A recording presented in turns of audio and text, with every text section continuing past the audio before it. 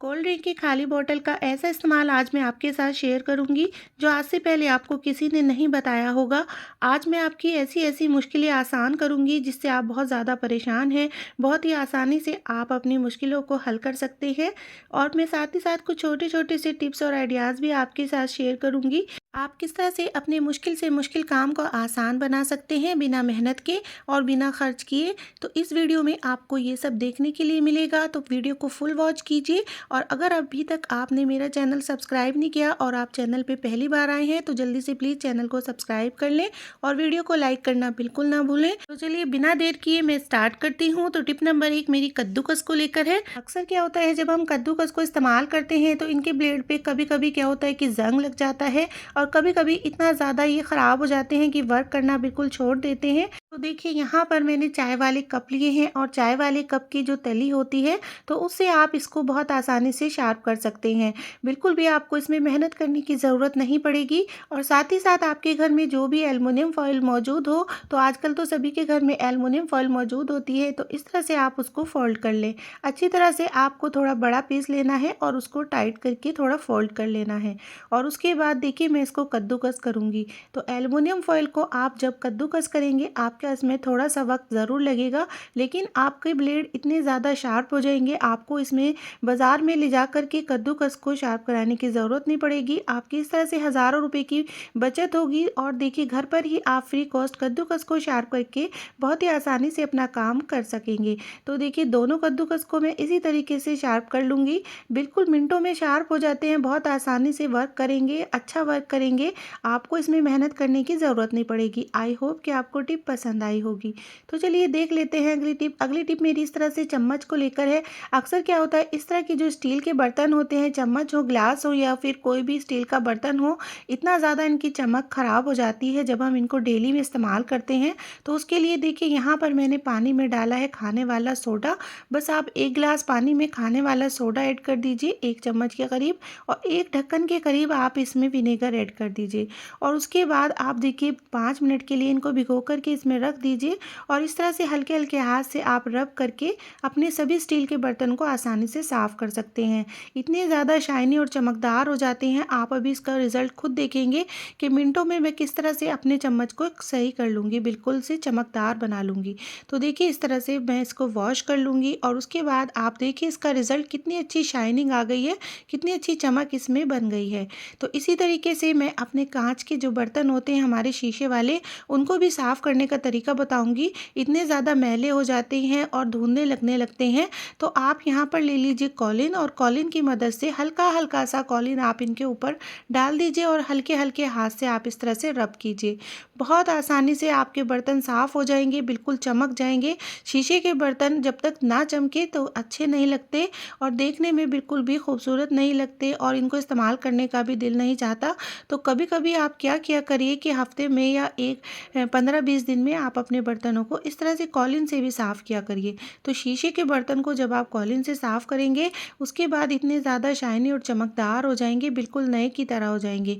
और इनको आप बहुत अच्छी तरीके से बाद में वॉश कर लें, क्योंकि हमने कॉलिन से वॉश किया है। इसके बाद आप इनको सर्फ से भी वॉश कर सकते हैं, जो आप बर्तन धोने में जो साबुन इस्तेमाल करते हैं उससे भी आप इनको दोबारा से वॉश कर सकते हैं और उसके बाद ही आप इनको इस्तेमाल करें। तो देखिए धोने के बाद बिल्कुल चमकदार हो जाएंगे। तो चलिए देख लेते हैं अगली टिप। अगली टिप में मैं आपको बताऊंगी कि इस तरह के पार्ट जो होते हैं ना, कि कभी कभी क्या होता है कि कार्डबोर्ड के बॉक्स में इस तरह के लगे आते हैं, तो इसको हम इसी तरह से वेस्ट कर देते हैं, इसका इस्तेमाल नहीं करते। तो आज मैं आपको इसका बहुत ही ज़्यादा यूनिक इस्तेमाल बताऊंगी। आपके 1000 रुपये की इस तरह से बचत होगी और साथ ही साथ आपकी बहुत ज़्यादा ये यूज़ में आएगा। इतना ज़्यादा यूज़ में आएगा कि आपकी बहुत बड़ी मुश्किल को ये आसान कर देगा। तो देखिए मैं इसका इस्तेमाल आपको टॉयलेट के साथ करके दिखाऊंगी। तो देखिए यहाँ पर ली है मैंने ग्लू गन, और ग्लू गन को मैं दोनों साइड पे इस तरह से गरम करके लगा दूंगी। तो इस तरीके से आप इसे किसी भी चीज़ से चिपका सकती हैं। एल्फी वगैरह ले लीजिए, उससे भी चिपक जाएगा।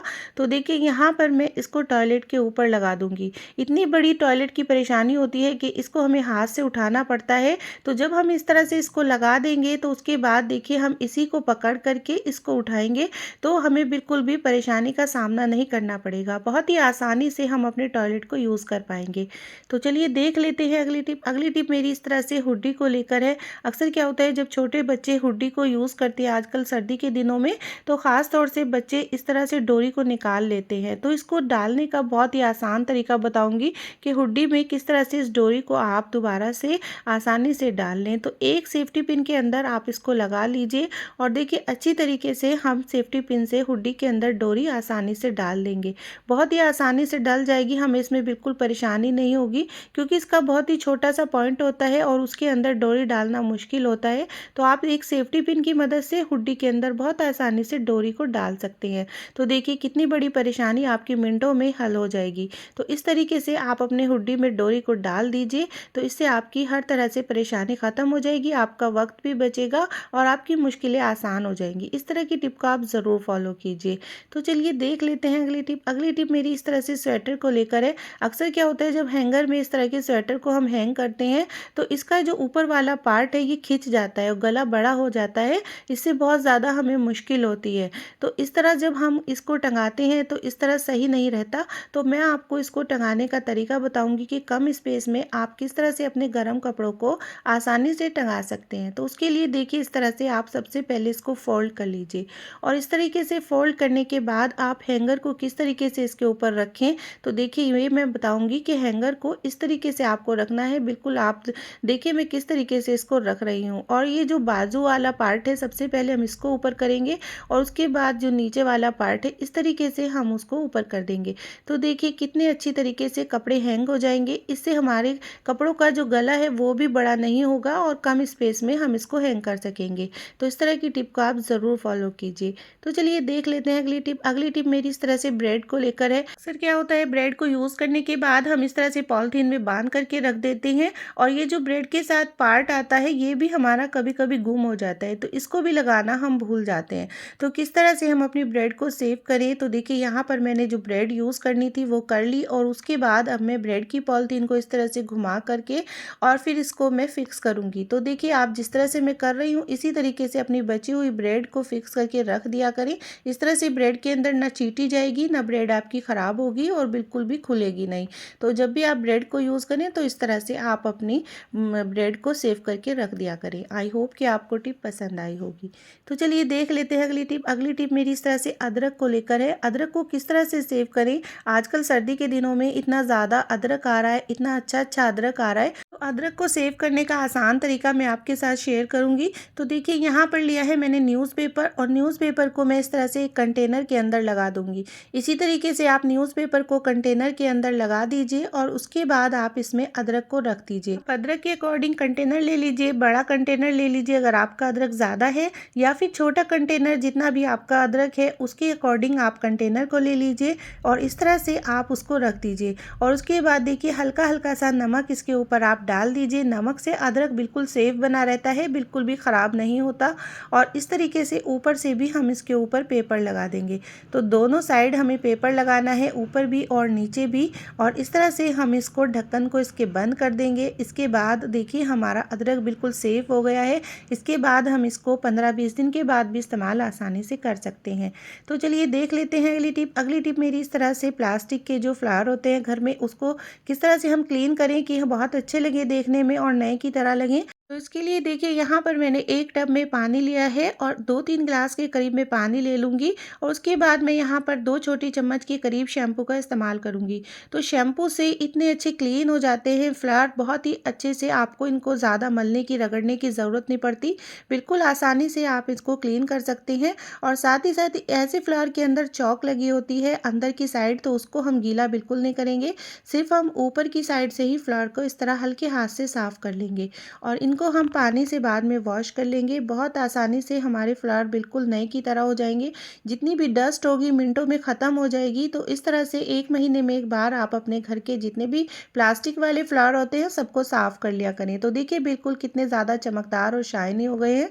इस तरीके से आप इस टिप को ज़रूर फॉलो कीजिए और अपने काम को आसान बनाइए।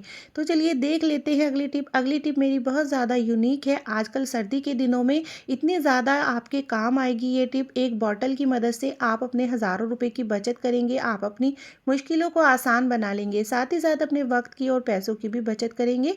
तो देखिए यहाँ पर ली है मैंने एक बॉटल को मैं नीचे की साइड से इस तरह से काट लूँगी। कोई भी प्लास्टिक की वेस्ट बॉटल ले लीजिए, ख़ास तौर से जो कोल्ड ड्रिंक की खाली बॉटल होते हैं तो उसी का इस्तेमाल आप करेंगे तो ज़्यादा अच्छा होगा, क्योंकि थोड़ा सा टाइट रहती है कोल्ड ड्रिंक की बॉटल। तो इस तरह से बॉटल की मैं पट्टी काट लूँगी। तो पहले मैं चौड़ी चौड़ी पट्टी काटूंगी, क्योंकि बॉटल को काटने में इस तरह से आसानी रहती है। तो पहले चौड़ी चौड़ी पट्टी काट लीजिए, उसके बाद आप पट्टी को थोड़ा बारीक कर लीजिए। एक एक पट्टी के आप दो दो पीस कर लीजिए और दोनों पट्टी के बीच का जो एक एक पार्ट होगा उसको मैं कट कर दूंगी, क्योंकि थोड़ा सा मुझे स्पेस भी चाहिए। तो देखिए मैं इस तरीके से, जिस तरीके से मैं इसको बना रही हूँ बिल्कुल उसी तरीके से आप देखिए, बहुत ही आसानी से बन करके तैयार हो जाता है। आपकी हज़ारों रुपए की इस तरह से बचत होती है।